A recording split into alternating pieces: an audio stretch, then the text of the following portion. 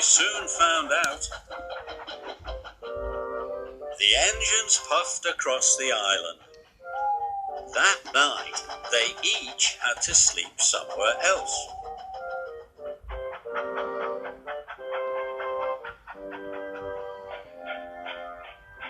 James had to stay at the dirty, dusty coaling plant. "I'll never stay shiny here," moaned James. Edward had to stay at the quarry. "Oh, look, the stinky steamy," oiled Diesel. Percy and Henry had to stay at the smelter's yard. "I don't like it here," moaned Henry. "If I break down, they might scrap me by mistake." And poor Gordon had to sleep under a tent. "The indignity," he huffed. Only Toby was warm and snug in his cosy shed. He would have gladly shared his home with the other engines, but it was much too small. Thomas felt bad. There were lots of jobs that hadn't been finished, and it was all his fault. Now he had to stay at Knapford Sheds with Emily. "I only wanted to teach those Diesels to behave," moaned Thomas. "Be quiet and go to sleep," Emily huffed. Emily didn't like sharing her shed. She was used to peace and quiet. "Don't worry," puffed Thomas. "We can fix everything. I'm sure I'll be back in Tidmouth Sheds tomorrow." But that night, a fierce storm swept through the island. It was the strongest wind the engines had ever known. It blustered and blew. The wind howled down the tracks and tore down the trees.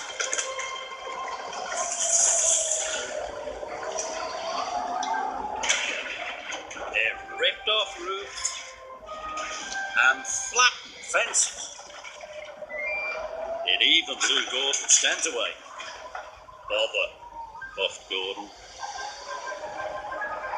The other engines were glad to be tucked up for the night, but they were worried. "I hope we're safe in here," Percy shivered.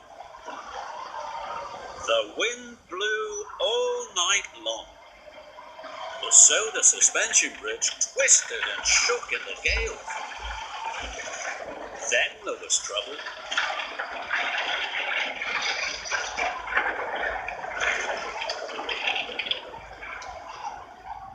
The next morning, when Thomas puffed out of the sheds, he saw that the storm had done lots of damage. "But, my buffers," he cried, "look what the wind has done."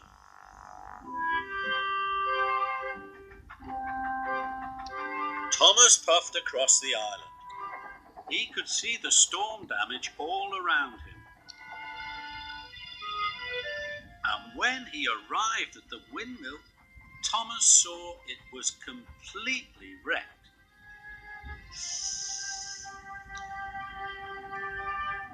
The airport building site was a complete mess. But when Thomas saw that the Sodor suspension bridge had collapsed, he felt worse than ever.